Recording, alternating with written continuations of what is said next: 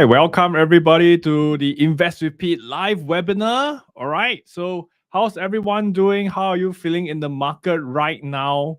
Okay, so tonight we're gonna have a really value packed session. Okay, so this is a continuation of our previous series on options, right? So in the last one, if you have not watched it yet, I'm gonna put a link in the description, right? In our last session, we did talk about spreads, right? In particular, credit spreads. Now, and I talk about why that was one of my favorite strategy. But guys, the world is moving so fast, right? Since our last live stream, okay, to talk about credit spreads, the world has literally changed. Okay, so today I'll share with you what is the strategy that I have shifted, kind of like pivoted towards. Okay, and this is one of the main strategy right now that I'm sharing also with my online exclusive investing community called Stock Market Genius. Okay, so for those of you, just a quick pitch, for those of you who want to join the community where I share my actual ideas, share even more, right, on a weekly basis on how I invest, how I structure my portfolio. If you want to learn all that, you want all those education and profit together with us, right, you can go to the website. I also put in the description, right, so that y'all can go over there to join, for those of you who want to join us at Stock Market Genius. Okay, let me just see if my voice is okay. Okay, I can hear myself. Okay, so all right. So because the last two times in this live stream, I realized there was a bit of issue with my moving, right? I wasn't like moving properly, right? The voice was okay, but the visual wasn't great. So this time around, I can see myself here. And yeah, I think it's looking good. Okay. So everyone out there, do type in the chat. How are you feeling right now? Okay, so let's see who is here. Guys, you can hear me loud and clear, right? Because just want to double check, make sure that the experience is good before I start the session. Okay, so Kelvin is here already. All right, Kelvin, how are you? Good. Okay, so Kelvin is feeling awesome for the market. Okay, so let's dive into the session very quickly and look at what has happened since then. Okay, all right. So let me share my screen. Okay, so guys, by the way, sometimes technology can get the better of us. If along the way, anything that you can't see or something is wrong, feel free to let me know in the comments and I'll adjust it. I'll try to adjust it from my end. Okay. All right. Okay. Hey. Okay. All right. Fantastic. Okay, so let's go into today's session. So since our last session, a lot has happened. Okay, a lot of things have happened, and I think you all should be aware by now. Okay, so by the way, before I get started, let me just share very quickly, right? For everything that I say here is really for sharing purposes, right? None of what I say here is investment advice, and I'm going to use later on, right, Weeboo to share with you guys some of the things that we can do using options. Okay, so but really by no means of anything what I say, right, is investment advice or recommendation, but purely for education and also for entertainment, right? If you find it funny as well. Okay. So let's go straight into it. Okay. So the first one is that we have finally seen the US China brokering a deal. Okay. So technically it's not really a deal because what happens is that they just went up all the way, right? In terms of Donald Trump, basically, So what Donald Trump did basically was he implemented the tariff to bring up the rates all the way to like, I think 140 something percent, right? And then now he bring it down to like 30%. Okay, so basically we are back to square one. But the market has responded very, very favorably, right? The market love this kind of thing. Whenever we have a good pullback, they will always say, wow, this is the best news. This is the fantastic news, all right? And what we saw was that the market has gone up a lot since then. In fact, right, let me just share with you guys over here, right? In fact, what we see is that actually the S&P 500 has officially, it is official already, okay, that the S&P 500 has closed 20% since the April low, right? So technically, on definition terms, on the technical terms, right, we are already in a new bull market, believe it or not.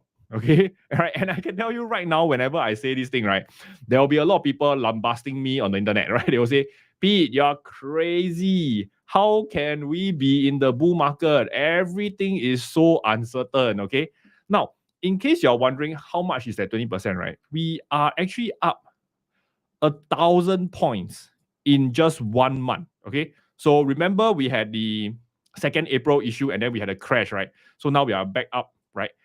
1,000 points. It is not a small thing, okay? It is not a small thing. And personally, for me, honestly, I don't really care whether is it a bull market or is it a bear market. I just invest as it is, right? I just trade the market that's in front of me. I just buy the great companies, all right? And tonight I want to share with you what is that strategy. But before we go there, right, I want to also share with you all some things about the macro market that why I think right now we might be turning around, okay? And recently, I'm not sure if you guys are following the market as well, right? We saw, okay, let me see. I'm blocking it, right? Let me just twitch this around. Okay, yeah. All right. We saw one very important thing is that the inflation data has fallen to 2.3%, right? Below expectation. In fact, guys, this is the lowest inflation number since February 2021, right? So why is this important? Because let me ask you guys, can you type in the chat, right? Is low inflation, let me type it down. All right. Is low inflation good or bad for stocks? Okay. Yeah, sorry for my keyboard. I just recently changed to a mechanical keyboard instead. But it's damn nice to type. So for those of you who are using keyboard a lot, right, I strongly suggest you go and get a mechanical keyboard. Okay. But anyway, right. So what do you think? Do you think low inflation is good or bad for stocks, right?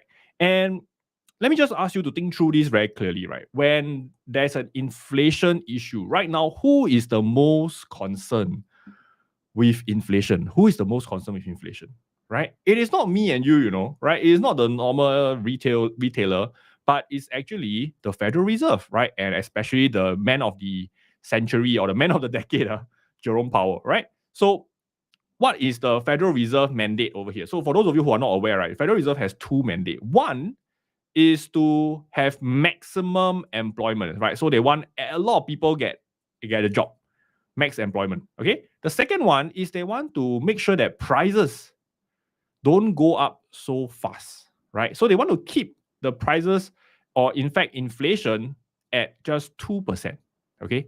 And previously, basically the Federal Reserve has been failing at their job tremendously, right? The inflation has gone up so high, right? It was like 4-5% at one point in time, even 8% at one point. And now it's back down to 2.3%. Okay. And when the interest rate was the inflation was very, very high, how did the Federal Reserve counteract that issue? Right? It is to increase the interest rate. Right? It is to increase the interest rate to bring the inflation down. Right? But now that the inflation is already down, so what does this mean? This means there's a very good chance that interest rate, or I put IR over here, it is going to start coming down. Okay? It is going to start coming down. So with the Federal Reserve possibly adjusting the rate due to the fact that the inflation is coming down, is this good or bad for the stock market? Okay? Type it in the comments. And I can tell you in the short term, right? In the short term, this is going to be great news. Why? Because it just means that, hey, when the Federal Reserve reduce the interest rate, what does it mean? That means the loan is going to get easier, right? They're going to have more business activity. And this can serve as a counter action towards the very, very big thing called a tariff.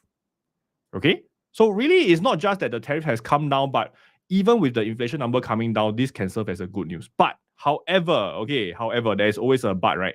Is that just take note that this inflation number, okay, might not have the effect of the tariff that was previously put in place before the China deal was done. Okay, so just don't celebrate too early yet. The next month we might see inflation numbers going up. Okay, but for now it looks pretty good.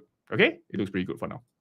All right, now let's go on to the next one. So, but one thing to take note is that right now we are seeing another fear factor in the market, and that is that the treasury yield is soaring. Okay, so you might be wondering, hey Pete, what are you talking about? I thought you said that the interest rate is coming down. Why is the bond yield, the treasury yield going up? Okay, so just remember, the Jerome Powell, what they said are near-term interest rate. That means the 1 to 2 year interest rate. Okay, the treasury yield that they are referring to over here are the longer-term bonds, the 10-year to 20-year bond. Okay, so right now, for some reason, okay, the treasury yield is increasing, right? It's going up. when the China-US deal is done. Now, why is that the case? Why is that the case? Because very simply, when the deal is done, a lot of people saw it as right now, let's go, risk on, let's go and invest in the stock market. So therefore, people are selling out of bonds, right, to invest in growth, invest in stocks, right, invest in options, which we're going to go through later on. And therefore, with lower bond prices, okay, when bond prices go down, BP, bond prices go down, the bond yield, BY, will go up. Okay, so this is the effect. So it doesn't mean that, previously I think people were talking about, oh, China is dumping US treasuries and stuff like that. I think it's not really the case. It's just that right now people are feeling more risk on. Okay, so therefore they are dumping their treasury, right?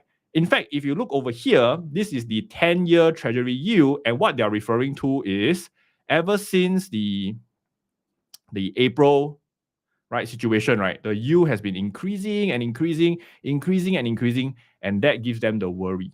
Okay, that gives them the worry. But guys, at this point in time, I just want to let you all know what we are seeing here, or what you are seeing over here. Where am I pointing? Here, right? Okay, is the very near-term treasury yield.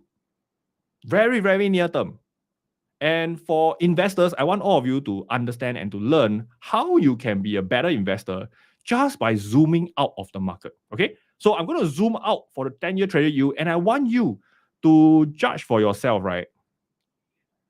Okay, whether the recent increase is just part of the fluctuation, or is this like really problematic? Okay, like the basic question is this a problem? Right? Okay, is this a problem? So 1, 2, 3, I'm going to zoom out and you judge for yourself. Okay, so what I'm doing here is I basically zoom out to a much longer time frame, right? I think this is about a 7 to 8 year time frame to look at the same thing, the 10-year treasury bond. Okay, and guys, I want you to ask yourself, the recent rise, the very little bit here, okay, right, that went up a little bit, is this a problem? Right? So if you ask me, in my opinion, the answer is no. It is not a problem. Why? Because we are not even at the previous highs, right? We have gone much higher in the past, right? So guys, remember, this is, I said 6 to 7 years, and no, this is 2023 over here, right? So you can see at every point in the treasury yield, which is the interest of the bonds, going up and down, there will always be news telling you that. For example, the first news here in October 2023, they say that, wow, Dow Jones closed 300 points lower because the yield went up. But now our yield went up, the stock market also go up, So why is it not the same? Okay, but never mind. Then we look at down below in November 2023, they say, wow, the bond yield started spiking again after coming down. Okay, the bond yield spiking again, and then the stock market fall. So now the bond yield jump, but the stock market fall. Well, what's going on? Here they say the bond yield go up, but the stock market come down. What's going on? Then later in April 2024, they say that, strategies brace for spike in the US bond yield, treasury yield, as the market fails to cool. Right? So you mean when the economy is doing well, then we will get bond yield going up? Okay, so I take that as an important point. Then comes the next year in December, below October 2024, then they say, guys, the bond yield is flashing warning signs. Warning signs. But guys, the bond yield has come down so much already.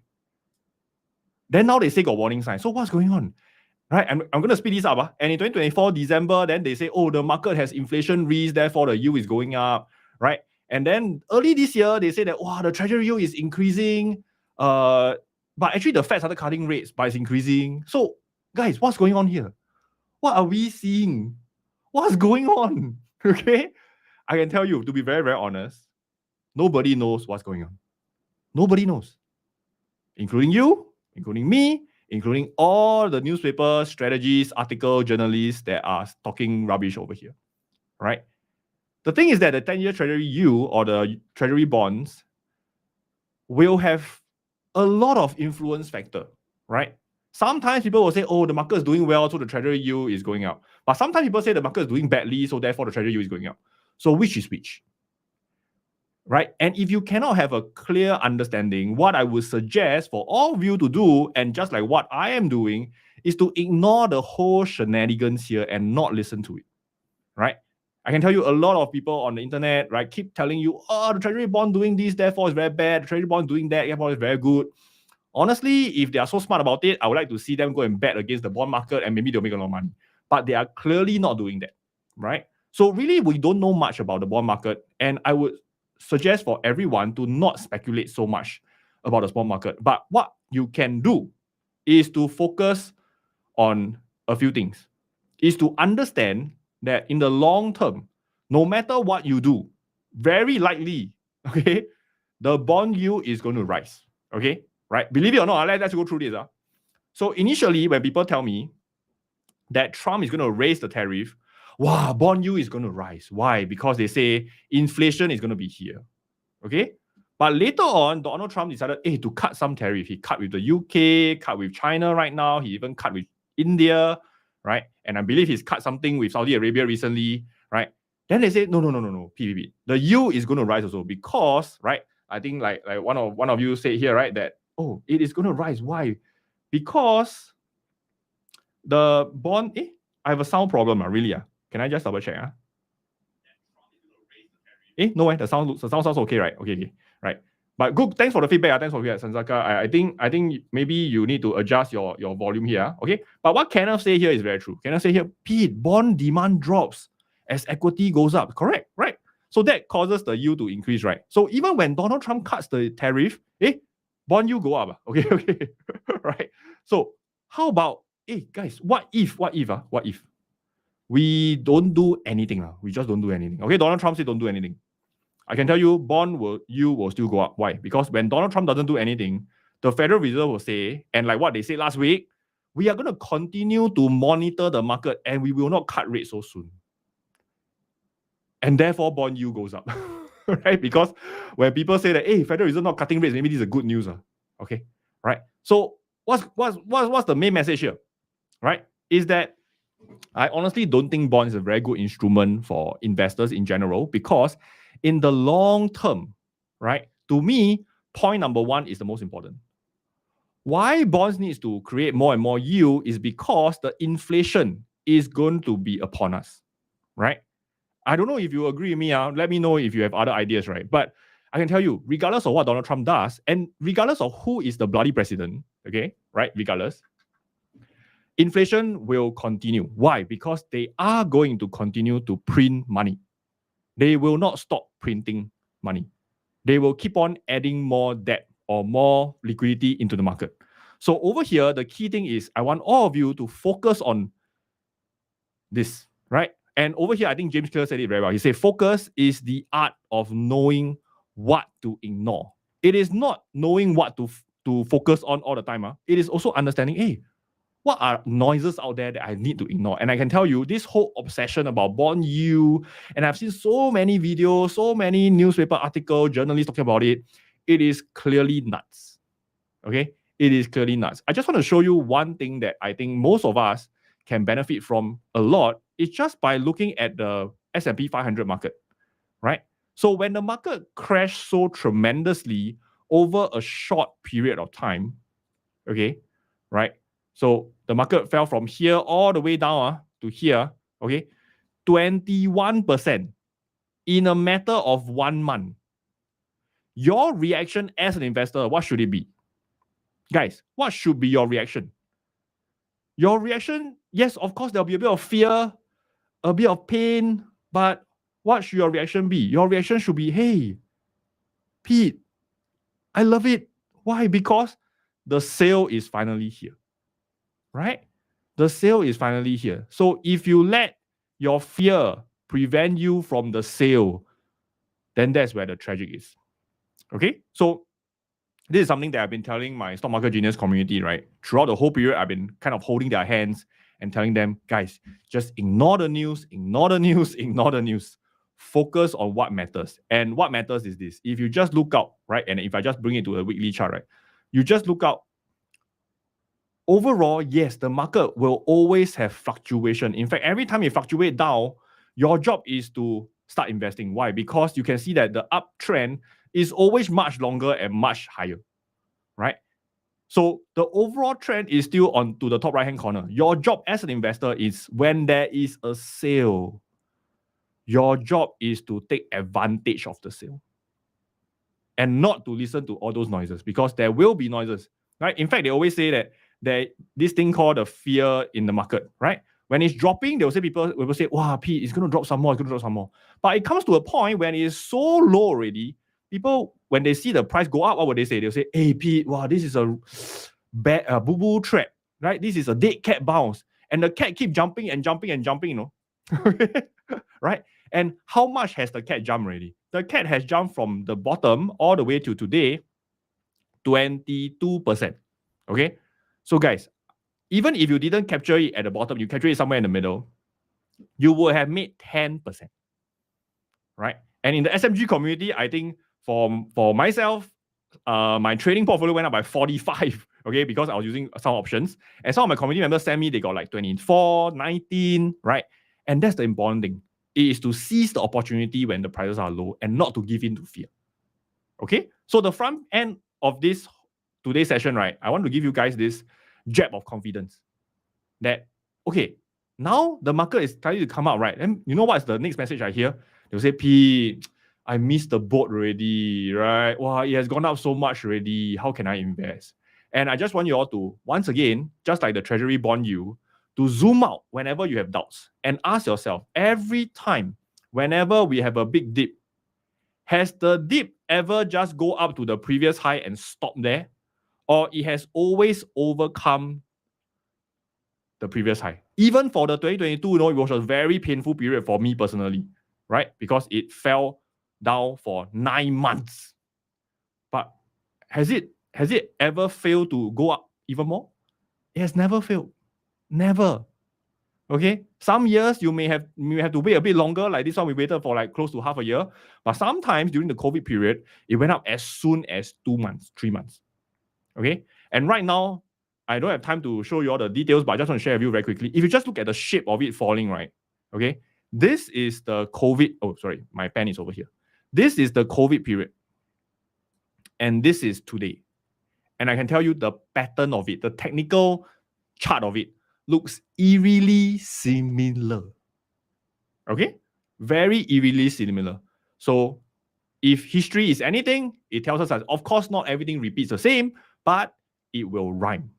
And ask yourself, do you want to miss this opportunity? Because when will we see a massive dip like this again? Maybe another 2 years, 3 years? And do you want to wait that long for that? Okay? So for those of you who are ready to seize the opportunity, right? Ready for the market, today, I want to share with you my preferred option strategy, okay? Going into the market, all right? What's my preferred strategy? Okay, so guys, by the way, along the way, if you have any questions, just type it in the comments, right? Be it whether you are from Facebook or from YouTube, doesn't matter, okay? Right? Okay, so let's see, All right, so can I say Trump already did something, broke the trust in the US, and Canada is boycotting US. Hey, guys, I want to give you a very controversial thing before I start. Okay, I know I can tell you this one will sure row a lot of people. Okay, but I feel that as an educator, right, it is my job to tell you what as real as it is. Okay, I'm willing to bet. I'm willing to bet. Okay, maybe in less than a year's time. All right. And if Trump doesn't do anything too dramatic about tariff, he started to like negotiating deals and whatnot, right? Okay. Most people will forget about the tariff. Most people will forget that, oh, this thing actually happened. Right. So this thing about, wow, you know, the reputation of the US has totally been tarnished, right? I don't buy it. I don't buy it. Because the truth is this, whatever Trump does, is it despicable? Yes. Okay. No doubt about that, right? It's just so despicable. He's negotiating with you in such an aggressive way. But the world is like this. We are in the world of TikTok, right? We are in the world of very short attention span. In a while, we will forget what has happened. Okay. Just ask yourself, do you remember that in the start of the year, before Donald Trump came in, there was a very pivotal moment that everyone thought that was the end of the US market? Do you remember that? And it is called DeepSeek, right? But right now, how many people actually talks about DeepSeek? It went into deep sleep already, okay? Nobody talks about it already, even though I use it on a daily basis as well, but it is no longer a news. It becomes a nothing burger, okay? So just remember how forgetful people can be, and your job is to take advantage of that. Because once they forget about the problem, all they can see is the upside. Okay, all right. So Kelvin says, hold the stocks, hold the shares. Okay, very good. Okay, all right. Okay, so I'm going to talk about today's my preferred option strategy, and I think some of you already know. You can see the title below, right? And it says LEAPS. Okay, so I'll talk about LEAPS here and what is LEAPS. Now, for those of you who are absolutely new to options, do me a favor, type in the comments that you are new, NEW, just type in new so that I know how many newcomers are here, and I want to go through the basics of options very quickly. Just to recap for you guys. Okay, right? So let's go into it. Now, to recap options very quickly, number one, there are two types of options. Okay, so guys, by the way, I'm going to start the lesson here already. Okay, so just now was macro lesson, now is the proper lesson. Okay, all right. So number one, what are options? Options are basically two types. Okay, one is the call options. Okay, which gives you the right to buy shares. Okay, to buy stocks. The other one is what we call a put option. Okay, which give you the right to sell shares. Okay, to give you sell shares, the right to sell shares. Okay, so another thing you need to remember very closely is that whenever you sell the option, okay, not selling the shares, but sell the option or buying the option, okay, you have to pay this thing called a premium. Right, the cost of you buying the option is to pay the premium, and if you're the seller, you collect the premium. Okay, and one more thing to remember for options is there's always the expiration date. Okay, the options will not last forever. There will be a date where the option either must be exercised or it will expire. Okay, so let's see who are new over here. Okay, I can see Eiling is new, right? Okay, so I'm going to go a little bit slower. So remember, what are options? Options are basically leverage tools, which you will see later on, right? They help you to control more stocks for less capital. Okay, and this particular instrument is this, right? It is not the man, but basically what he's doing, he's leaping from one side to the other, right? And these are called leaps, LEAPS. Okay, now what are leaps? Leaps are basically long-term equity anticipation security. Wow, like very cheap. Okay, but let me just give you the simplest way to look at it. Is that they are options with expiration date. They are more than 9 months. Okay, anything less than 9 months are usually considered shorter term options. Okay, and in today's lesson, I want to talk about in particular not just more than 9 months, but those that are about between 1 to 3 years to expiration. Okay, and leaps are usually, in my opinion, okay, I also use this, that you can use it on a lot of the large cap stocks, okay, and also ETF, right? And these are options that can be traded, just like any other options on exchanges, right? So think of it as, you are renting a stocks when you're, for example, today we're talking about leaps, right? We're talking about call option. Think of it as if you want to own 100 shares, right? Okay, and let's say the share price is $50. Now, if you want to own 100 shares, that the share price is $50, you will have to pay $5,000 because 50 times 100, right? $5,000. But using call options, what you can do is that instead of paying 50, you might be paying, let's say, 5, right? And therefore, when you take 5 multiplied by 100, one call option can cost you maybe just $500. So instead of forking out the full 5K to control 100 shares, over here, using options, you can just use a smaller capital, which is $500, to control the same amount of shares. Okay, same amount of shares. All right. Okay, so let's see the rest of you. Okay, so Clara is new as well. Esther, Serene, Karina. Okay, fantastic. Right. Suzanka as well. Okay, fantastic. Right. So welcome to the options world, right? And I hope that this session will be useful for you. Okay, so let me just talk about what are options first, right? And I want to show you all on the brokerage itself so that you all can see. Okay, so this is the Weebrew brokerage. Okay, so in this case, maybe I try to make it a bit bigger so you can all see. Okay, okay. So this is the Weebrew brokerage, right? And let's say you want to check out, let's say S&P 500. Okay, so let's just type SPY. Okay, so SPY is the, let me zoom in. Okay. Okay, so guys, can you see the top left-hand corner, right? Okay, you can just click it, okay, and type in the ticker symbol that you want. So over here, I'm going to type in SPY, right? And basically, SPY is the S&P 500 Spider ETF. So when you're buying this ETF, you're buying the S&P 500, basically. Okay? Right, let me just zoom out right now. Okay? So over here, you can see this is the S&P 500. This is the chart of it. Nothing much to see, to be very honest, right? But one thing is that you can see at the top right-hand corner again, okay, there are a few tabs over here, right? And to look at the options, you can click on the options tab. And that's where you will see two types of options. Okay, so what are the two types of options over here? Right, you can see these are basically call options and also put options. On the left is always call options, on the right is always put options. Okay, and right now the S&P 500, you can see at the bottom, right, it says, okay, let me just move down a bit. It says the S&P 500 is $586. Okay, 586. So instead of buying 100 shares of 586, now if you buy 100 shares at 586, you will need $58,600. $58,600. Okay, but what you can do instead is to say, hey, how about if I buy a call option that gives me the access to 100 shares that will expire 1 year from now? Okay, so how do you find that option?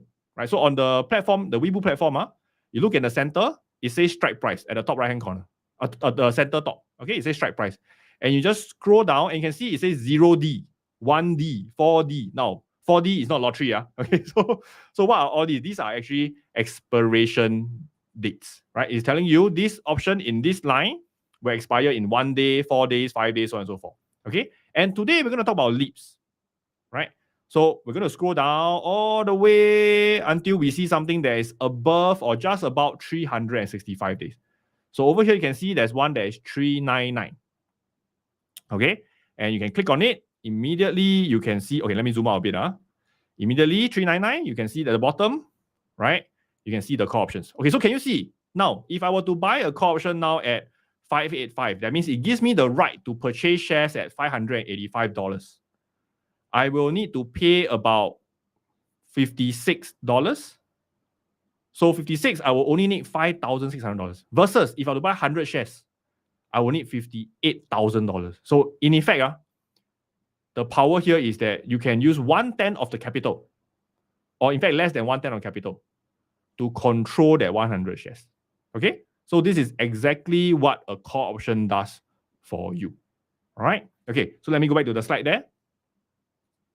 Okay, let me zoom out first. Okay, so over here, we will be focusing on call options that will expire minimally 1 year out, but can be as far out as like 3 years. All right. Okay, let me bring up my slide again. Okay. So why do we use LEAPS? Remember, there's many things, but today I just want to share very quickly. When we buy long-term call options that is minimally 1 year, okay, right? The benefit are multiple folds. Number one is that with more than 1 year, you have a longer runway for your investment thesis to play out, right? Because a lot of times when you buy a stock, let's say when the price are here, right? You buy into it, right? What happened? The share price might not straight away go up, right? The share price might be going this up and down, then finally go up, right? So you want to give time for the share price to play out, for your investment thesis to play out. Another thing is like what I said earlier on, it requires a lower capital outlay than buying the shares outright. Okay, so just remember, every call option, right, you get to control 100 shares. Okay, 100 shares. And because you lay out a lower capital, you also have a much more defined risk, right? So for example, just now, guys, when we buy the call options on Webull, right, we use $56 call option, which you need to add another 2 zeros because it's times 100, $5,600. Your maximum loss is just $5,600.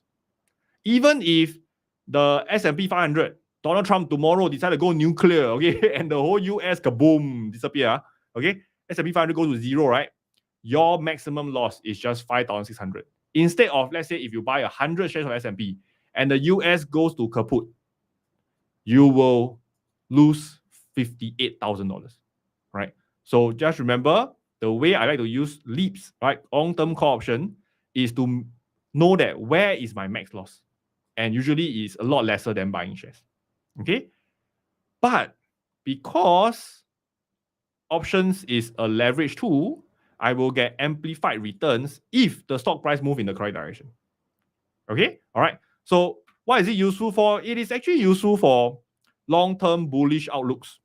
Okay, on quality stocks, quality names, or in fact just market ETF. Okay, now if all what I just said earlier on about basics of long-term call options is a bit confusing, I already summarized everything here, all right, to all of you. Okay, so for all of you, if you are new to options, right now is your time, okay, to absorb this. Take a screenshot, okay, that you need. So I'll go through again. The difference between buying call options and buying shares is that buying shares, your capital requirement is high. Call option, capital requirement is low. Okay? Your max loss for buying shares is 100% of what you put in, right? The capital, 58,000 all gone if everything goes to zero. Okay? But for LEAPS, long-term call options, if you do that, it will only be limited to the premium that you pay. Okay? All right? And of course, break-even price for buying stocks is the price that you paid for. But for long-term call options, later I'll share a bit more. It is the strike price at the expiry date, plus the premium that you pay for. Okay, the premium that you pay for, right? And there will always be, cannot be everything good. So what is the downside? Okay, I just want to highlight upfront first. What is the downside of long-term call options? Is that options, because it doesn't last forever, there's this thing called a time decay. That means it will eventually run out. Right? So shares doesn't have this problem. But because we are buying minimally 1 year call option, okay, later I can show you, your time decay is actually much slower versus than you buy shorter term call options. Okay? All right. Okay. So at this moment, when people are looking at all these, right? Okay, when they look at all these options, they will say, hey, Pete, wow, but if I were to do this, each time I trade, right, I still need to fork out $5,600 even for S&P 500. It seems like a lot, right? Okay, so in this case, Pete, how about I don't do so expensive? I go to something that will expire faster. Maybe I do something that will expire in 90 days. Okay, so can you see there's a 90 days here? Okay, 106 days, 106 days. Okay, and let me zoom in some more. Can you see that for 106 days, wow, the premium drops, the premium drops down to $2,400. Okay, now, why we don't do that? Why don't we just buy shorter term call options and just, call your day, right? Very simple. Is that when you are trading short term call options, there is also a trade-off, right? Is that long-term call options, we are not so sensitive to time decay, but short-term call options, you are very, very sensitive to time decay. Okay? You are very sensitive to time decay. So therefore, you will have a much higher frequency to need to roll and adjust versus my leap call. Okay? My long-term call. That's why I love long-term call, because every time I set in a long-term call, right, you can ask my Stock Market Genius guys, they will say, hey, Pete, when will you take profit? When will you adjust? When will you do this, do that? Then I said, no need. I still have like 600 days to go. Or I still have like 400 days to go. I still have like 500 days to go. So why do I need to do anything? No need. In fact, I purposefully buy the time so that I can let the investment thesis play out. I don't do anything. Okay? So therefore, for me, is that I like long-term call options or LEAPS because they are much more suitable for longer term trends. Okay? And another thing is that for those of you who are more savvy with options, there's also this element called implied volatility, and longer term call options does not get so impacted by long-term volatility. Okay? All right. So overall, the message I have is that I pay more to buy time because I believe in the big picture. Right? So I give you an example. Let's say we were to look at S&P 500 right now. Okay, let's go back to Weibo here and I show you. Okay, and the good thing about Weibo is that you can look at the chart. Right? Okay, and I'm going to go into a much longer term chart. All right, so this is the S&P 500. All right, if I were to ask you, hey, what will S&P 500 do tomorrow? Will you have an answer for me? Probably not, right? You don't know, right? But if I ask you, hey, what will S&P 500 do? Looking at this chart over here, this is a long this is a long term chart. What will it do in 1-2 years? Right? Will it more likely go higher or go lower? Right? So of course, nobody know for certain. Okay, but just take note. The chances of the stock market going higher in the longer term is much higher than the shorter term. So therefore, if I'm confident about the longer term prospect of anything, be it S&P 500, Apple shares and whatnot, right? Then I will want to invest in a way that I can benefit in the long term. And to me, that means is longer term call options because it gives me time. Okay? All right. And the Weibo chart is very useful because you can do a lot of drawing and whatnot. But one thing is that you can even add technical charts. Later, if you want to know, I can show you. But the important thing here is I want to show you is that if you just look at 2014, just about 9 years, 10 years ago, S&P 500, I know we can see here, right, is 146 points. 146. If you ask them, hey, 10 years from now, where will it be? Back then, maybe people will say, well, maybe 3 times, 300% more, no? Wow. 400% more, wow. But guess what? Today, the recent highest is here. 607 points. Close to 500% more. Okay? So the market tends to surprise everybody to the upside. And that's why I like longer term call options. Okay? All right. So let me go back to the slides here. Okay. Now I want to give you an example on how long-term call options can work because I'm going through all the theory. It might not make a lot of sense, right? So I want to show you how it actually works. Okay. So okay, let me see. I think there's some question. Okay. So Kenneth have a great question. He said, do you have suggestions which brokerage to go for options? Which one charge the least premium? Now, to my understanding, although I definitely have not used all the brokerages out there, just be very honest. Okay. To my understanding, so far, right, if you are doing 1 or 2 options, right, Weibo seems to be the cheapest. Okay, later I can show you how much the fee is, but it's around like 70 cents per option. 70 cents, not 70 cents, still must times 100, no need. 70 cents per option, right? So yeah, it's pretty cheap. It's pretty cheap. Okay, so you can do consider Weibo. By the way, guys, if you want to sign up for Weibo, right, you can sign up for Weibo, but it will be very beneficial for this live stream, okay, if you were to use my link over here, okay? So I just want to show here the link, okay, so that you guys, for those of you who want to, okay, you can go to this link over here to sign up for Weibo if you want to, okay? All right, let me see. Any other questions? Okay, Erin is asking, when buying call options, how to know whether is it cheap or expensive? Erin, very good question. Later, I'll show you, right, how to judge whether is it cheap or expensive, and I will give you a very straightforward 2-second way of determining whether is it cheap or expensive. Believe it or not, okay? Right, later I'll show you. Right, my Stock Market Genius guys already know it already, but for those of you who are not in Stock Market Genius, today I'll share with you the secret. Okay, all right. So let me go through the LEAP call option using Apple as an example. Okay, so over here you can see when I started doing this slide, right, Apple was at 198. Okay, I think today Apple is higher already. How much is Apple now? Where is Apple now? Let me see. Where is Apple now? Apple. 198. Is it higher? I think it's higher already. Right? Wow, today Apple is 211 already. Can you see? Wow, 211 already, guys. 211. Okay. Maybe instead of doing the slide, I should have done the trade itself. Okay. Okay. So when I look at Apple, it was 198. Okay, focus. Everybody focus. Okay. So when I look at Apple and I did the example, it was 198. Okay. And I decided, hey, why don't I do a longer term call options? Okay. Right. So I decided to do a LEAP call.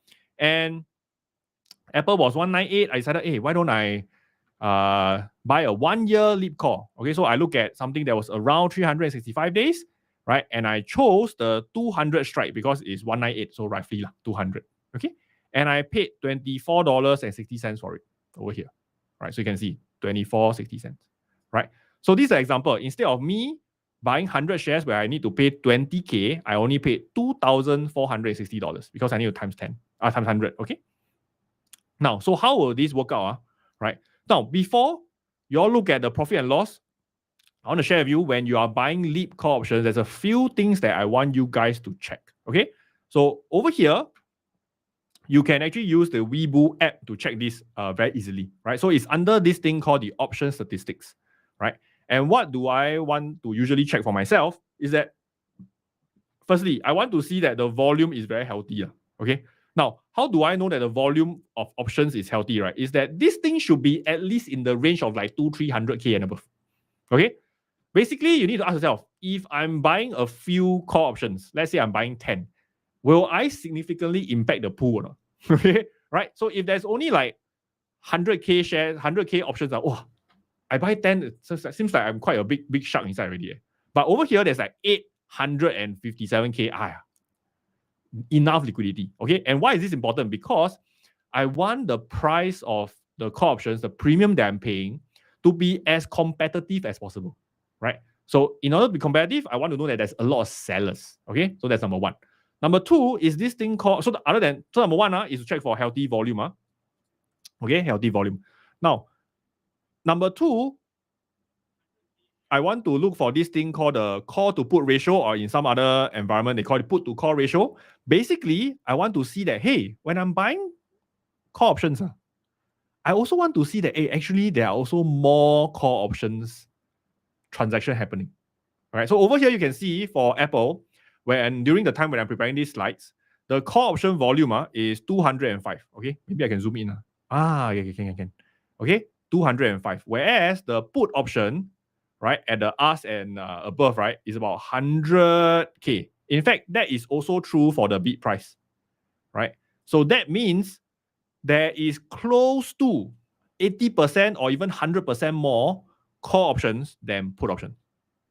Okay, so usually that is a good sign that, hey, this might be a good time to look at buying options because there's a huge amount of transaction of call options happening. There's more supply as well. Okay, all right. So this is the two things that you can check. Okay, so let's go back to just now what we did, all right, which is to buy a 1 year call option, right, for strike price 200 at $24.60. Okay, so when you key in the trade, just take note, okay, to check everything, check that you are buying, all right. And how do you read this thing on Webull, right? Is that it will say the ticker symbol, the strike price that you're buying, the expiration date, okay, right, and also it's a call option, right? So the 100 doesn't mean anything, right? It just means like one call option is 100 shares, right? So you can check how many contracts that you are doing. So guys, just remember, for every contract, and Webull reminds you 2 times. They remind you 1 time here, and they remind you 2nd time here. So this platform quite good, okay? They do their part, that 1 contract is 100 shares. So when you're buying call options, guys, don't because like, oh, one is 100 shares, so I should buy 100. No. When you buy 1 is 100, okay? Right? So the limit price is 24.60.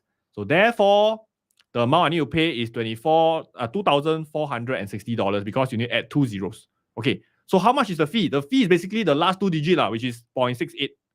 68 cents. Okay. So guys, how much is 68 cents to 2,000 plus? Nothing.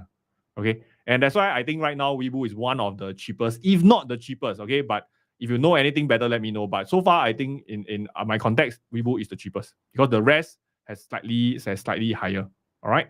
Okay. All right. So once you confirm everything, do check the number of contracts one more time because sometimes when you enter, you might accidentally put 10. Okay. Then you will see this number become very big. Okay. So if you're just starting out, you're new to this, start small, get your hands dirty, get your feet wet, start small. Okay. Right. So when you enter a trade, and this is something that's very important that I want to share with everybody who are doing options. Okay. And for those of you in Stock Market Genius, I will reiterate this, reteach this, emphasize this, I'll drill this into your coconut head. Okay. Okay. Until you get it. Okay. Is that before you enter any trade, always sit down. Okay. And take out your trade journal. Some of you use Excel or whatnot, right? For me, I still use this. I still use paper and pen. Okay. I still use book. Okay. To lock down my thinking process. And the thinking process is this. Before you enter the trade, that is called the entry. Okay. You are entering a trade. I want you to not just think about the entry plan, but I also want you to even think about what are the possible exit scenario. Okay. So that when the market moves, you will not be surprised. Okay. You will not get shocked. Okay. Now, guys, can I ask you all a very open question? How many of you all actually do this? If you do, very good. Type yes. Be very proud of it. If you don't, okay, type no in the chat. But no shame here, right? I want you all to start improving and be a better investor from here. Okay. All right. So if you have never done this, please do this from now on. Before you enter any trade, ask yourself, hey, how do I exit? What are even the possible scenarios of exit? So that when it happens, you won't be taken aback, right? So number one, there are two things. One is if the Apple share price went up. So it started at 200, right? It was 198, and it goes up to 240 by the end of it. By the way, now it's 211 already. If it goes down to 240, remember, when I buy a call option, it gives me the right to buy the share at 200, right? So when it expires and the share price is 240, I will make $40. 240 minus 200. Okay? But how much did I pay for the call option in the first place? I paid $24.60. So therefore, I make a 63% gain. Okay? Now, if you compare to just me buying shares, okay, my share price from 200 raised to 240. How much is that? Okay, let me just take out my calculator and calculate. Okay, if I take 240, okay, 240 divided by 200, I would have made 20%. Okay, actually, this is very easy math. I don't know why I need to use calculator. Okay, so guys, can you see the power of call options? You make about how many times more? 3 times more. Okay, 3 times more. So generally, it's about 3 times more if you use long-term call options. All right. Okay. Let's see. Okay, SP has a good question. SP say, hey Pete, in that case, right? Then why are people still trading short-term options instead of long-term call options? Okay, so very simple. A lot of people still trade short-term call options, right? Because they want fast money. But the problem is trading short-term call options, right, is a bit like gambling. You get fast money, but you also lose money very fast. Okay, so for me over here as an investor, my job is not to gamble. My job is to invest. Okay, and what's the downside of leap call, as SP is asking here? Very simple. The downside is that generally you can buy about 1 year long-term call option, maybe 2 years. Okay, so you need the thesis to play out in that 1-2 years. If it doesn't, then maybe that call option will be worthless at the end of the day. Okay, but I'll show you one more way to mitigate that at the end. Okay, I plan it out already. You see, I plan my entry and exit. I also plan for all your questions. Okay, all right, but that's a good question. That's a good question. Okay, right. So scenario number one is that if the share price goes up, and I just say that maybe go up by 20%. Okay, now if the share price ends up breaking even, okay, break even. That means nothing goes up, nothing comes down. Okay, now how do we know what is the break even? Very simple. You know that just now when we bought the call option, we paid $24.60, right? So your break even is very simple. Your break even is your strike price plus $24.60. So it's 224.6. Okay? Right? So if it ends off at this point, nothing happened. You didn't lose anything. Okay? You didn't lose anything. Now, if it's slightly below 224.6, then you might have what we call a partial premium loss, right? That means, let's say if the share price ends off at 220, that means the value of the call option will be $20. So you paid 24.6, you get it 20 back. So you lost $4.60. Okay? Or if the share price really dropped to bananas, don't drop to zero, or to very low, you will what we call a total premium loss. Okay? Right? And this is why, very importantly, when we are doing long-term call options, okay, remember this is how I said earlier on, we want to do on solid companies, solid names. Or you can just work on market ETF, right? Because the chances of a market ETF like S&P 500, China ETF, QQQ, right, which is NASDAQ, to go to nothing, to totally collapse is very, very low. It's not impossible, but it's very low versus a single company. Okay, right? And effectively, how do I get a 3 times gain versus the stock? Is that I only paid $2,450 to control what would have cost me about 20K to invest. Okay? All right. So this is the main strategy, I would say. Right? This is the main thing about leaps. It gives you time, it gives you leverage, and it gives you a bit of leeway. Should the share price not go up a lot, you still can break even at some point in time. You may not lose everything. Okay. In fact, when you go to the Webull app, right, you can see this thing called the profit and loss chart. It will tell you that along the way where it is, you will see where is the profit, where's the loss, and you can play with this. Okay. And remember, guys, the scenario that I show you here is on the last day, final day, when it expires. Okay.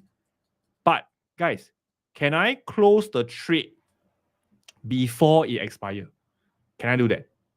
Okay, and the answer is yes. Okay, you can definitely do that. Don't assume that Pete, once I buy a call option, I must hold until it expires. No, you can actually sell before that. Okay, you can also always take profit early. All right. So how do you take profit early? Very simple. This is another what we call the profit and loss graph of the option. Okay, you can see here that my max loss is around the amount of money I put in, 2,600. Okay, but you can see over here, there's a few lines. This solid line, there's a dotted line, and then there is another line here. I don't know where you can see it. Now, the last line here is the line on the expiry date. Okay? But, Pete, how come there's a solid line where my break-even price is so much lower? It's 198 only. What happened? Basically, if the share price moved quite significantly along the way, right, actually your break-even price, because the time has not decayed as much, can be much lower. So this is again, another benefit of leap call. When you buy a 1-year contract or more, it doesn't mean that you must sell only after 1 year. You have the option to sell whether is it only pass off a few days, a few weeks, a few months, or even until expiry. You can choose. Okay. And that's why I don't like to do shorter term call options, because if I buy 1 month, by the 1 month, the option expires already. Okay. I don't have the option to wait for the prices to play out at the longer term. But leap call still give me the benefit of a short-term call option in this case. Okay, right then I'll show you a real-life example when I use NASDAQ, and we did leap call for more than 1 year, but we closed the trade within 1 week to make money. Okay, right? So this is just to show you graphically how it looks like, why the break-even price can change, because when you close early, you still have time. So that money actually comes back to you, right? So it's quite amazing. It's like you pay money to buy time, right? But if you close it early, the time actually returns to you, Okay, the premium returns to you. All right. Okay, so just now I think there's a question by, okay, let me see the question again. There is a question talking about, how do we know that it is cheap or expensive, by Erin, okay, or Erina, okay? Very, very simple. Follow this rule of 15%. Okay, so how do I calculate 15%? Very simple. Okay, 15% per year, by the way, per year. Okay, so I will go to the options chat again. Okay, let me, I go to S&P 500 again. All right. Okay, I will go to options. Right. I will choose a call option that is 399. Okay, that's fine. 399. Okay. And you can see over here. Right. I will pay $56.25. Okay, $56.25. So let me bring out my calculator here. Where's my calculator? Okay. So what I want all of you to do is this. You take out a calculator, you take 56.2, all right, or whatever number that there is. Okay. My calculator don't want to come up. Never mind, I use my phone. Okay, 56.2, and I want you to divide by the current S&P 500 price, which is 586. Why do we do that? Because we are effectively using options to control 100 shares at the current price. Okay, and what I get is basically 9, can you see? 9.5%. Okay, 9.5, right? Now, but just remember, this is an option that will expire in 399 days. So what I will do is I will take this, I will divide by 399, then I will times 365. So effectively, when I buy this call option, right, at at $56.23, I am paying effectively just 8.7% or 8.8% premium per year. Okay, so in my calculation, this will be a fairly attractive deal, right? Because I'm not paying too much, right? I'm not paying too much over here, right? And what is too much? Let me zoom back. Basically, what is too much? Too much is basically if I pay for a premium that is above 15%. That means, wow, per year, per year. Not. Let's say if you buy 2 years, then 30%. Okay, if per year I'm paying more than 15%, then I'm paying way too much. Now, this you can calculate just now. I just show you. Calculate in a few seconds, right? Now, the benefit of this is this. You can, to me, I use this. Okay, up to you whether you want to do this. Because a lot of times when people come to me for options, they will always say, Pete, options very complicated. And I say, why? Why is it complicated? Because there's this thing called the Greeks, right? They have a lot of things. They have all the Vega, the data, the delta, don't know what, okay? And I say, no need to bother about that too much. You just ask yourself, how much are you paying, right? And I just want to know how much time premium am I paying or how much volatility am I paying, okay? And after a lot of tests, I come out with this number 15% because the real number is between 14 to 16%. So I just take the middle, okay, 15%. So it is not the perfect measure, but it has served me very, very well. Whenever I calculate this 15%, I just look at the volatility. By the way, you can also see this volatility on Webull app, right? And you can see, okay, the top right-hand corner. Okay, let me zoom in. Can you see? The implied volatility is 18%. So it means what? It is low lah. Okay, the implied volatility is low. Okay. In fact, over here, you can even see the implied volatility, 18%. That means it's not high lah. It is not high. 63% of the time, the implied volatility is lower. So it's about average. About average. Okay, so if you ever want to know the details of it, you can do that. If not, for me, I just use 15%. Very easy. All right, fantastic. Okay, so this app very good. Okay, so do go and download. This is the Webull desktop app, by the way. Right, you can also see on the phone app. If you want to know later, I can show you the phone app. Okay, but let me teach you this first. Okay, otherwise, tonight I think I need to sleep. What time is it now? 10 o'clock already. Okay, I haven't finished it. Okay, a lot of things to teach you. Okay, so right now I'm sharing with you how I use long-term call options to invest. Okay, right? But guys, when you are investing or trading, right, that's a very important thing. Is that you need to set this thing called a stop loss. Okay? Even though you are putting less amount of money into the trade already, my simple suggestion is that you still put in a stop loss.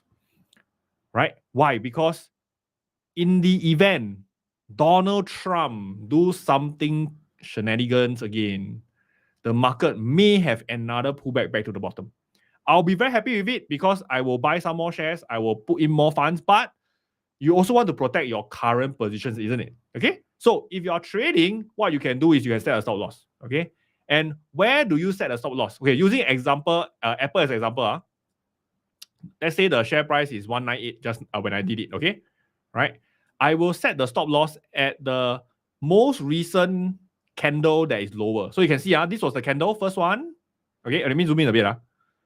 Okay, so this was the first candle. The second candle is actually higher, so I don't count. The next candle, this one, okay, so I put my stop loss here. So I know that the bottom of it is the lowest it came recently. That's where I put my stop loss. Okay, right? So over here, I says I will set the immediate lower candle as the support to stop loss. All right. Now, then the question is, hey Pete, how do I put stop loss like that? Because I'm buying option, no, I'm not buying share. You mean I can buy option and still set my stop loss using your share price? Can I do that? And the answer is yes. With Webull, you can. Okay, so Webull have this thing called a basic order where you just set your order. But after you buy the option, you can actually create what we call a conditional order.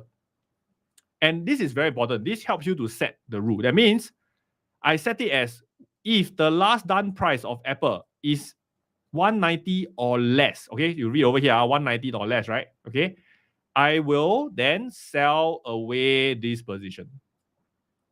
Right? So it makes sense, right? Because I set my stop loss at the 190 just now where it is. So when the share price drop to there, okay, sell away this option. Regardless of what happened, just sell. Okay, it will sell at the market price, by the way. Okay, right? Just sell so that I'm out. Because if the share price drop below that, then you know that there's no more support already. Very likely the price may dip a bit further than that, right? Over here. Okay, right? But if the share price don't come down, what will happen? Don't worry. What you can do is change this thing, the time in force, right? I forgot to change here. You can change it to GTC, good till cancel. Later I can show you. Okay, so that this order will stay there, right? I think they can good till cancel for a few months. Okay, it can stay there regardless of what happens. So long the share price don't come down and trigger, it will stay there and you can just go and sleep. Once you set it, you can forget it. Okay, right? So this is one way to set stop loss. Now, for those of you who say, AP, but what if I don't want to set a stop loss based on the share price? I want to set a stop loss based on how much the premium has decayed, okay? Because just now when I paid for it, right, I paid $24.60, right? Okay, right? I want to set a price whereby, let's say the premium decayed by maybe 8%, right? So this is where you can use another order. It's one of the basic order, okay? And is known as the trailing stop limit, okay? So when you enter the stop limit order, very simple. You can set it as the last price, okay? And the trail percentage is 8%, all right? So what does it mean? That means whenever the option price, not share price, the option price drop by 8%, it touched the 8%, you will straight away sell. That means what? Your maximum loss will be just 8% of the premium. Not the share price, just the premium. Okay, and why 8%? Because this 8% is my own personal rule. After many years of trading, right, I realized 8% is quite a good number. Why? Because it is not too big that, if you put as 20%, you'll be like, wow, you mean I only get out when I lose 20%? That's a lot, right? Okay, but if you set the percentage too close, you set it as like 3%, 4%, what happens? The market sometimes, when it swings a little bit, straight away hit 4%, right? Oh, gone, then you're out already, right? So I've tested it multiple times, and I find that this 8% is quite a good number for me. Okay, so it really depends on what you want. Doesn't mean 8% is the gospel truth, but you just have to test it for yourself, and I find 8% quite good for me. It is a good balance between too much and also too easily get triggered. Okay, so you can set the percentage over there, and this is called, write it down, guys. You can write it down because there's a lot of basic order. Later I can show you. This is called a trailing stop limit order, right? Now the cool part is this: if the premium goes up, let's say from $24 jumps to $40, right? Okay, then later on, what if the share price drop? Will it drop to this level, 8% below 24, or 8% below 40? Okay. So the answer is it will actually stop you out at 8% below 40. So this trailing stop will actually follow the share price. The option price. As the option price goes up, the 8% will move up. Right? So maybe previously the 8% was like $20. Then it move up to like $30, 34, 35, 36. As the share price move up, it will move up. That means you get to capture the profit that you have earlier on. Okay? So these are the two types of stop loss that you can have set. In fact, there are many other stop loss function in Webull, but these are the two that I use the most. Okay, you all can go and go and check them more. Okay, go and check out more.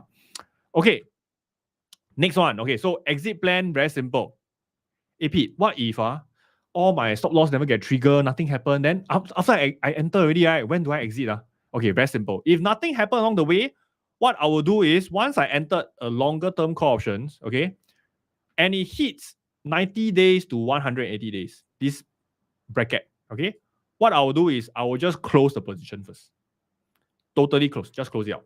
Okay, I will not leave it there. I will close it out or I will roll it further. All right, and why is this important? Because once you hit the 90 day to 180 day, right, that is when the decay gets to drop more and more and more. The time decay gets very, very fast, right? In fact, the time decay is like that one. It looks like that. Okay, so why I buy a longer term call option is because the earlier part, it doesn't decay much.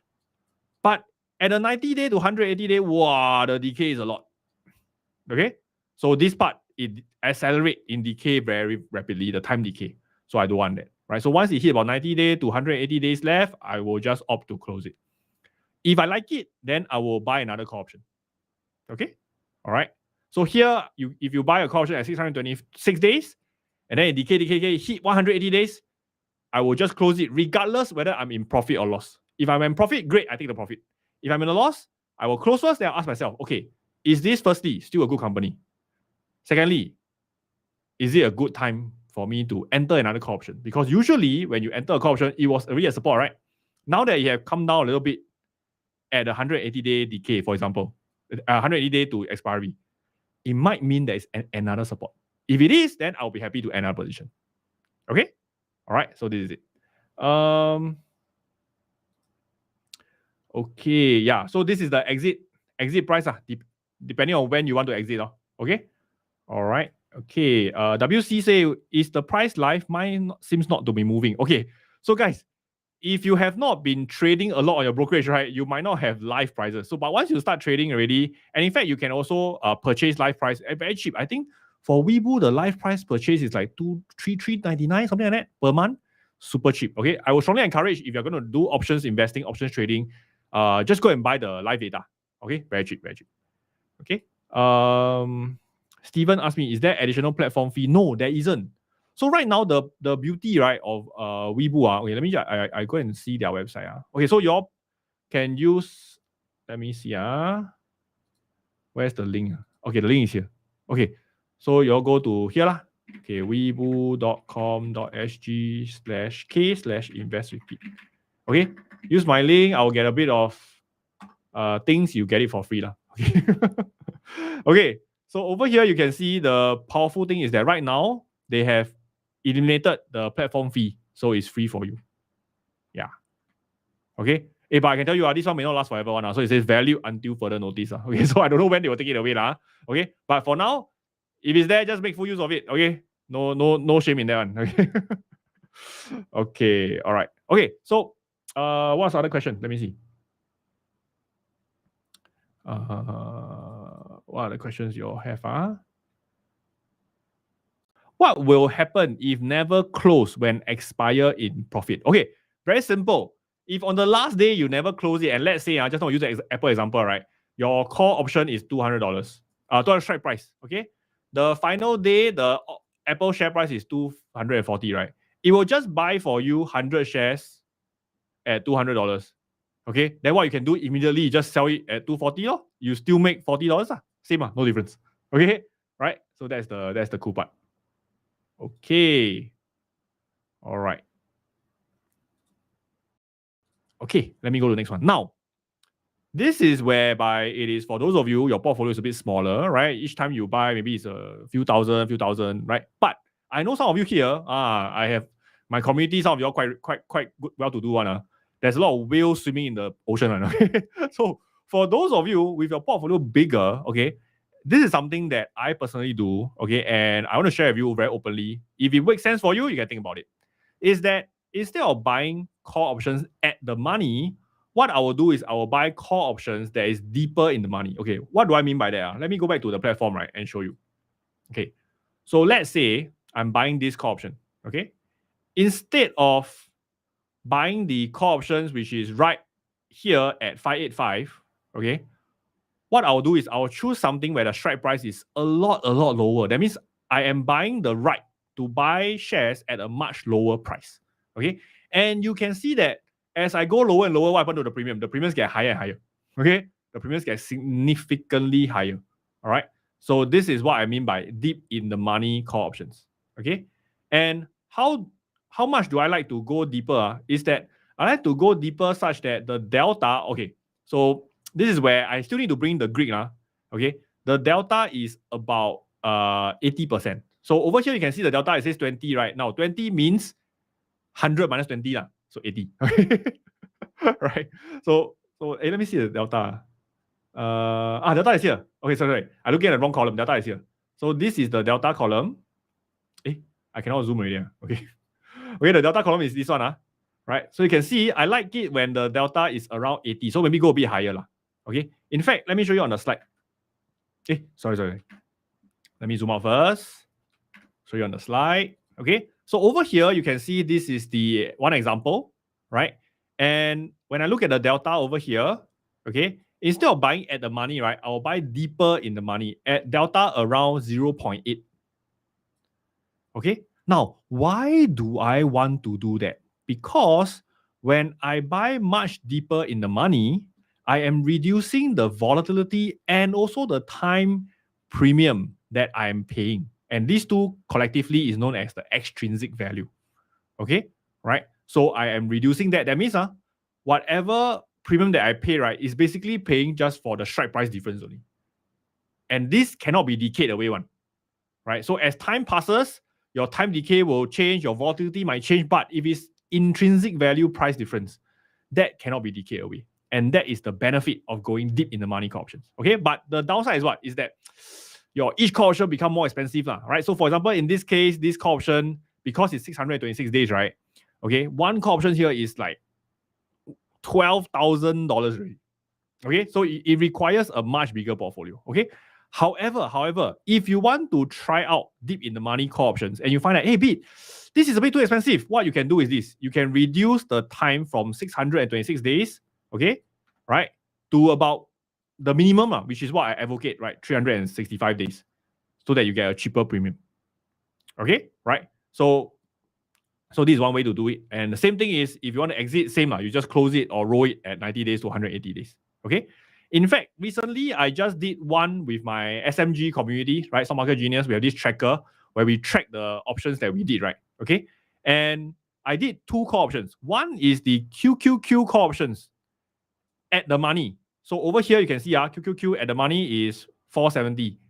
And I did one that is deep in the money around 80% delta, which is 395. Okay, both have the same expiration date of 15 January 2027. Okay, and you can see the premium paid is quite different. One is $72, one is $121. Okay, so this one is $7,000, this is $12,000, right?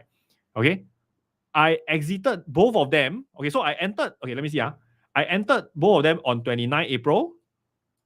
I exited both of them on 6 May. So that is about 1 week. Okay. And this is the exit price, right? And let me zoom in a bit more. This is the profit and loss.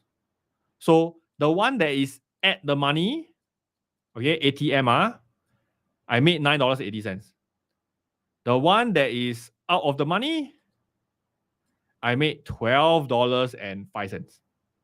Okay, right? So on the dollar front, you will make more profit, okay? But for deep in the money, right?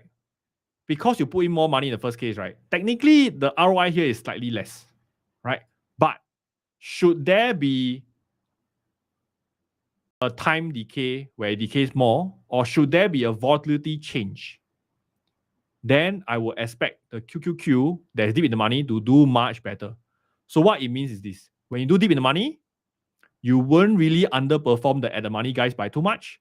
But when the extrinsic value really go against you, that's where not out of the money, sorry, deep in the money, the deep in the money will have a much better benefit here. Okay, sometimes I talk about ITM, OTM until I be confused. Okay, all right. So this is why if your portfolio is bigger, or for myself, I like to do deep in the money because I don't want to pay for premium. I don't want to pay for extrinsic value premium.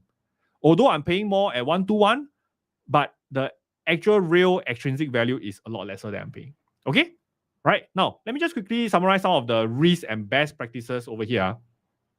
Number one is that just remember, options always have one thing that bugs everyone, is that the premium can decay to zero. So when you're doing options, just try out that time. Do 1 or 2 contracts just to get a familiarity of it. Okay. Don't make your whole portfolio all options. Then your portfolio only have a time span of 1 year. Okay. That's quite scary. Okay. And if the underlying, that means the share price don't move in that period, right, there can be some risk also. Okay. Another thing is this: I don't like to choose long-term call options in very small companies or very obscure company. Why? Because they might not have enough volume. So therefore, the price can be very wide. The bid and ask can be very wide. Okay. Now, how do we counter the first risk over here? Right? Because the other risk I cannot help. I cannot do anything. But the first risk I can mitigate. And that is, I don't just enter one call option. Okay?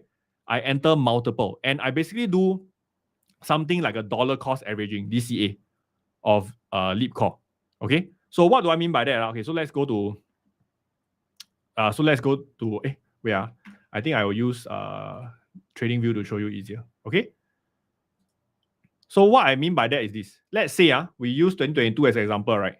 If I'm entering a call option, okay, when I enter here, right, I won't just enter one. I will say whenever it comes down to support, I will enter. Go up already, I still enter some more. Okay? Because at the end of the day, when the share price is already at this point, does it matter what price you enter at? Not really. Okay? What matters is how many did you buy, correct or not?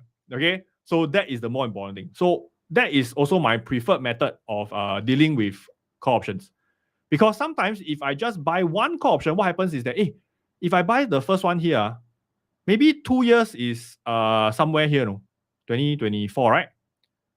The price haven't go up enough, then expire already. But if I spread out, I dollar cost average, that also means along the way, my last one will expire here. So actually what I'm doing here by dollar cost averaging call options across time is that I'm extending my expiry date. I don't buy all my 5 call options at one point. I spread it out. I get a range of prices. More importantly, I get a range of time. My 2 years rolling continues. All right. So that is my preferred way of buying call options. That is called dollar cost average versus just one. Okay. So yes, LEAP call options allow you to control 100 shares with much lesser amount, but it can also be used very effectively on the bigger portfolio guys. In fact, I would even hazard to say, right, that big portfolio guys, you have much more advantage in this when you're using LEAP call option because you can do dollar cost average. Smaller portfolio can do 1 or 2, but you can do maybe 5, 10, 20, right? And you can spread out across the whole time frame. Okay? All right. So let me see. Any questions that y'all may have? Okay, so SP says very informative talk on LEAPs. Thank you very much. Okay, that's what I want to do. I want to make sure that more people can be educated on options. All right. Okay. Okay, so a lot of requests on UNH. Okay, I suppose you all are shareholders. Okay, so later we take a look at it. Okay, we take a look at it. But let me just quickly summarize. Number one, long-term call options is indeed long-term. It's a cheap way, low capital way to express your view on the stock market. Okay. In my opinion, it has a way better risk to reward ratio than short-term options. In fact, in my Stock Market Genius community, I don't advocate short-term trading very much, unless I'm feeling itchy finger. Okay, but do understand that LEAP still got risk still carry risk. Okay, so please size your position accordingly. All right. Okay. Now, for those of you who are asking about brokerages, which one is cheap, which one is expensive, right? Whether there's platform fee, right? Which brokerage to go for, right? So I just want to share with you all this currently what I think is possibly the cheapest option out there. Okay, is Webull. And in fact, for all of you here, if you don't have a Webull account yet, right? I think it's a very good opportunity for you to open. Why? Because they are actually giving you guys free stocks, free Apple stocks. So just now I did Apple call options, right? You don't even need to do call options. You can straight away accumulate free Apple stocks, up to 600 of them. $600 of them. Okay, right? Okay, $600, and they have still extended the expiry date. So this is not accurate. They have extended the expiry date already. All right. Okay. So the link is over here for those of you who want to sign up for Webull, or you can just scan the QR code over here. Now, how do you get the 600 shares? I just want to be very open to share with you. Right? Is that your basic reward here? If you deposit $2,000, is $60. If you deposit $10,000, right, is $300 Apple shares. But if you are a big portfolio, and I think many of you here are, okay, you deposit 100,000 USD, you get $600 Apple shares. Free money, Okay, so in fact, if you already have a big portfolio, you are investing already, you just transfer the money there, you maintain it until July, and I think there's a few more conditions. You need to do like 8 trades, right, or something like that. Okay, very simple. Just do 8 buying trades. Okay, you will get $600 of USD Apple shares free. Okay, and I like to buy it now because now Apple share cheap. So $600, you get more shares. Okay, and the icing on the cake, right, is that for those of you who are attending this webinar, right, once again, thank you for coming and congratulations. For those of you who are new to options, right, I hope that this is a very good session for you in understanding options. Okay, and if you want to open a Webull account, on top of that, just now many of you were asking about commission and stuff like that, right? Okay, they are giving now your first 30 days, free, 0 commissions on stocks and ETF, US stocks and ETF. Okay, but if you sign up using my link, you don't get 30 days. You get double. You get 60 days. Okay, right? But really, this one is just for those of you who use the link over here. Okay, so I'm gonna share these with you guys. Okay, let me see. Any questions? Okay, so Joy say missed the live stream until now. Wow. Okay, finish. Going to finish soon already. I'm going to talk about UNH and Q&A already. Okay, it will be recorded, so you can watch this on my YouTube channel later on. All right. Okay. Okay, so there's question about Google. Okay, we can answer Google question as well later. Okay. All right. So take down the link and check the QR code. Now, one more thing, and I want to reward those of you who always watch my YouTube channel, watch my live stream, okay, is that if you do those and you also sign up for Weibo, right, I want to give you a lucky draw, a grand lucky draw prize, okay? And this lucky draw is the latest AirPod Pro, okay? Hey, this one not from Weibo, this one from me, right? So for those of you who sign up and you fund $2,000 and above, okay, I will do a lucky draw at the end of this qualifying period, and you can get a free AirPod Pro, okay? In fact, this is my main driver right now for listening to all my podcasts and YouTube and whatnot, right? I use this a lot. And this is one of the best earphone that I know out there, okay? All right, so for those of you who are interested, okay, you can sign up for Weibo. You fund $200, you will stand to win this as well. In fact, I already have it in my house already. This is the one. Okay, I'm just waiting to give you only. So please come and take it. Please come and take it. Okay.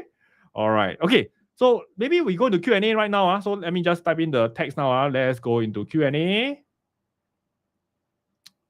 Okay, let's go into Q&A right now. Okay, so for Q&A, let me answer the first one first. I think many of you are asking, right, which is, Pete, what is happening to UNH? Okay, so I would say what happened to UNH is very unfortunate.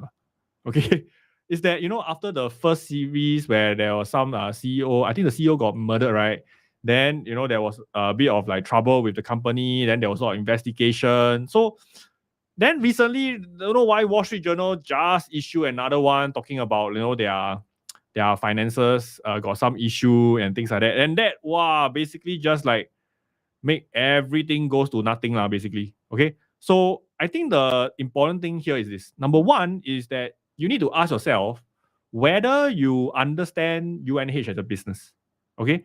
I know out there a lot of people are talking about UNH is a great business, why not. But just ask yourself very quickly, right? Okay. Let's look at the market price right now. Okay.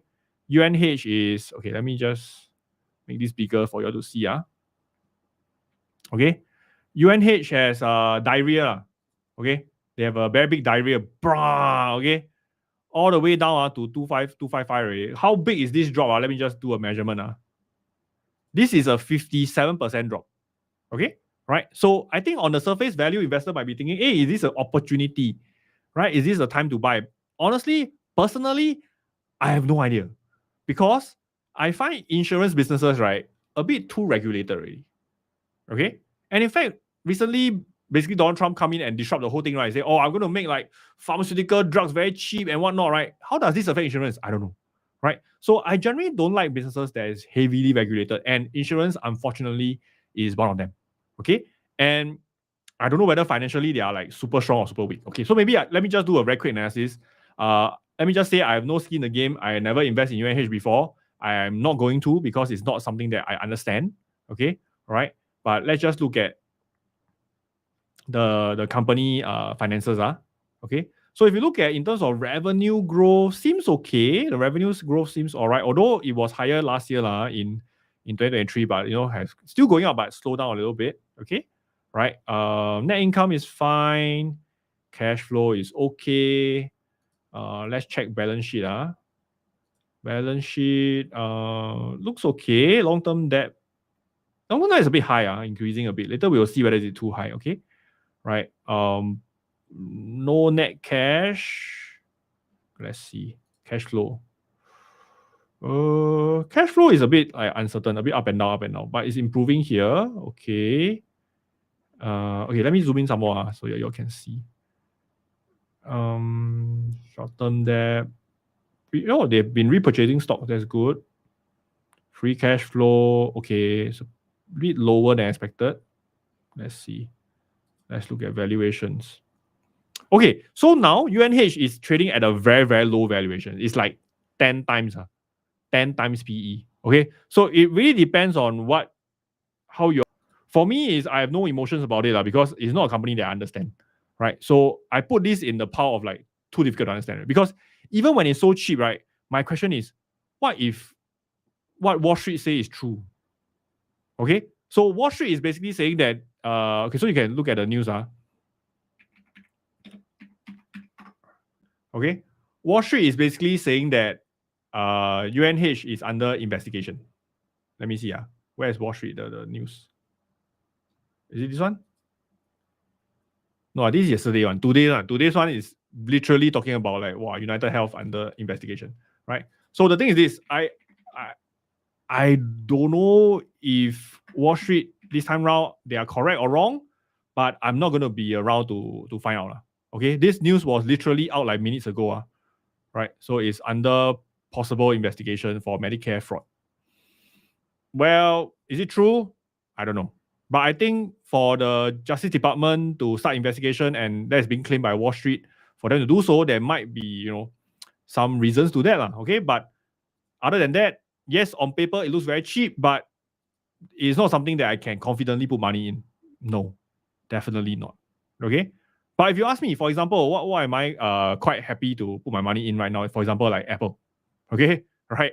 For example, Nvidia. Because right now with all this tariff deal that's being done, there's a very good chance that actually they are not as impacted by the tariff as you think or as we think, right? So guess what? They actually strengthened a lot of their supply chain during the tariff, right? During the tariff. And right now with the tariffs not being around, basically what it means is that now what you see is an even stronger company, right? It's kind of like, your health.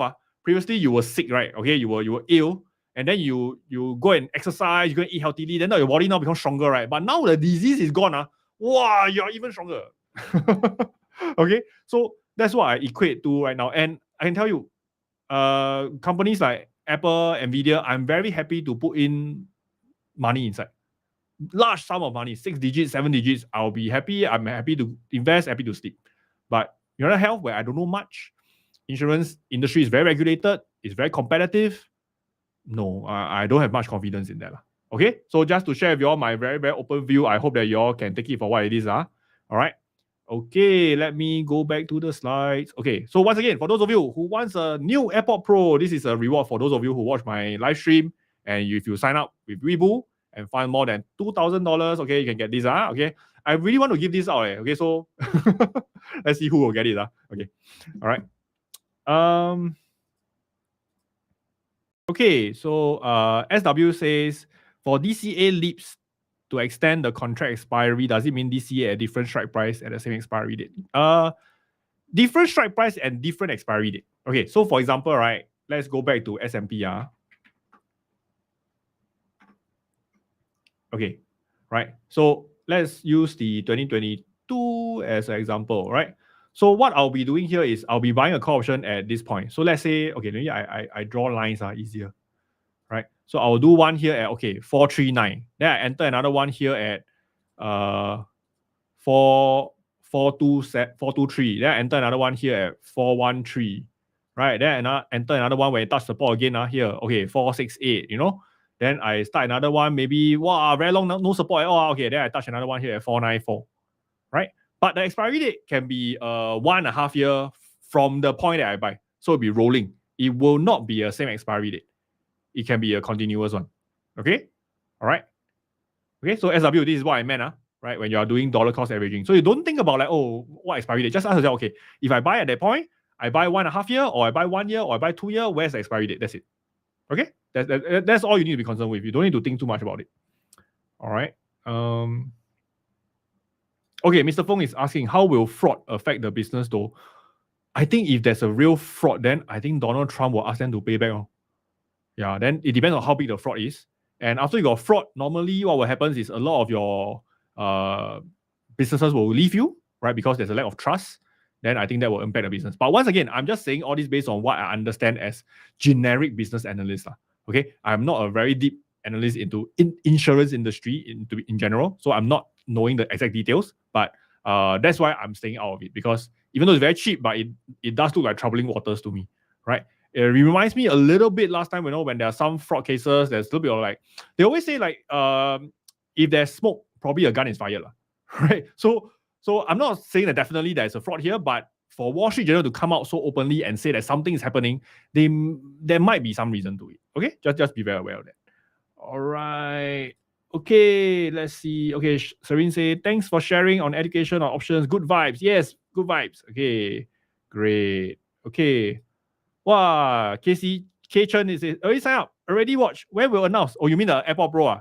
I think the end of it is, I think June will announce. Okay, I'll give you all the date again. Okay. Wow, KC very fast deposited already. I hope you deposited 100K, then you can get $600. All right. Okay. SW asks, do you then buy DCA at the same strike price when the price is low? No. I always buy at the money, or in fact even lower than the money. Okay. Or I always buy at the money, or in fact lower. Okay. All right. Simply Gorgeous, what is the delta for deep in the money? Guys, can you all help him out? Okay, the answer is 80%. Okay, 0.8 delta. I like to go at around there. So that it's not too expensive, but it's still good enough that I'm avoiding to pay a lot of extrinsic value. Right? That's what I like to do. Okay, any other questions that I missed earlier on? Do me a favor, guys. If I missed any question earlier on, type in the chat right now. Okay. I think there was a question by K about Google. Okay, so let's go into it. Google. Okay, look at Google. Actually, I like Google a lot. I like Google a lot. Because, in fact, when tariffs happen, right, I thought that, how will Google be affected by tariff? Not much, right? Yes, maybe business will market less, but to be very honest, when everyone is affected by the tariff together, right, then if you want to stand out among your peers, right, you still need to do marketing, right? So maybe you have a little bit less budget to market, but the truth is this, is a level playing field for everybody. Let's say the tariff comes on, let's say now the tariff is 30%, right? Everyone get 30% tariff, then everyone's cost will go up by 30%. Maybe you will have to spend a little bit less on marketing, but guess what? Everyone's the same. Everyone will price their product 30% higher from now. So how do you stand out from your peers? Is through marketing, right? So I think Google will stand to reward, stand to be reap the rewards from all this. Okay, and personally, I don't know, a lot of you are y'all doing the same. A lot of people keep saying, "Hey Pete, how about AI? Will AI take over Google?"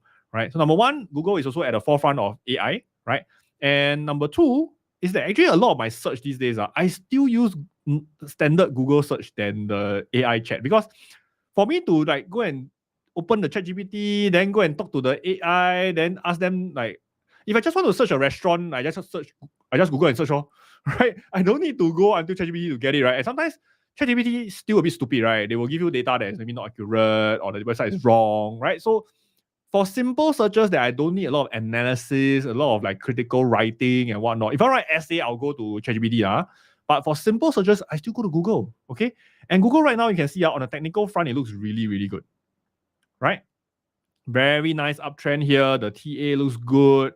Right? RSI looks good. In fact, RSI haven't even reached the high yet. No, even now at 200 moving average. That's why I like it very much. Okay. Right? The TA overall is changing upwards. And if I were to look at financially, right, for Google, okay, right, you can see for Google, the income still very strong. Quarter one is still very strong, right? Okay, if you look at cash flow, wow, this guy is a cash flow monster. Okay, right? And right now the PE is at 18. I would even say it's like almost all-time low. Is it all-time low? Maybe I'm wrong, but it's very low. Okay, it's like the 5-year low. Okay, right. So compare this to UNH, I rather buy this. Right. If you look at EV/EB, it's even cheaper. It's 16 times. Wow, super cheap. Right. Okay, and right now the TA looks good. Right. So this is the type of stocks that I like to do dollar cost average. Right. Either by shares or in fact through buy call. Right, I'll buy here, I'll buy here, I'll buy here. I don't care. I don't care whether it's the lowest. I just buy. Right? Because this gives me the confidence to fire the shot earlier. Then next time when the price go up already, happy, then all this will make money. Doesn't matter when I enter, right, actually, in the long term. Okay, but we still dollar cost average. Why? Because we want to give ourselves the confidence that, hey, if the share price drop, I can enter one more time, right? So a lot of psychological benefits when you do dollar cost averaging. Okay? All right. Okay, let's see. Any more questions there? Yeah, so Irene is absolutely right. So delta is 80, the one that I like. Okay, the one that I like is 80. All right, so Irene is asking, can I advise how to choose stocks and company to review to enter trade? Okay, very simple. Look for good businesses, right? So for example, for those of you who used to follow me at OMI, right, I always talk about operating cash flow must be good, margin must be good, right? Debt must be low. Otherwise, guys, if you have no clue how to look at companies, right, because I don't have time to go through like whole business analysis, the simplest way is to do what? Just buy ETF. If you don't know what to do, don't need to analyze one, just look at ETF. Because when you look at ETF, you're not looking at good company or bad company. You're just looking at the market, right? And do you know you can buy SPY ETF shares? You can also do options. You can also do NASDAQ, like what I did earlier on, right? With NASDAQ, you can also do options as well. Okay? All right. Okay, wow. 10:40 already. Almost 1 hour 45 minutes already. Okay, but guys, this is basically my current go-to strategy for a recovery market. Dollar cost averaging long-term call options on great businesses or on index itself. Okay. And for those of you who are starting out, right, and you are not sure, which brokerage to use, which one is cheap, I already show you Webull very cheap, 70 cents only. Okay, right. So right now, right, Webull has a lot of good promotion, right? You can have zero commission for your stocks and ETF. Plus, on top of that, I'm going to give out this April Pro, and I hope that, right, those of you who funded already, okay, I will enter you in the lucky draw, and I'll announce the winners in June. Okay, so that's all I have for today's session. All right, once again, thank you everyone for joining us. And once again, for those of you who want to join us for even more sessions, right, I'm going to continue this option series in the next few weeks.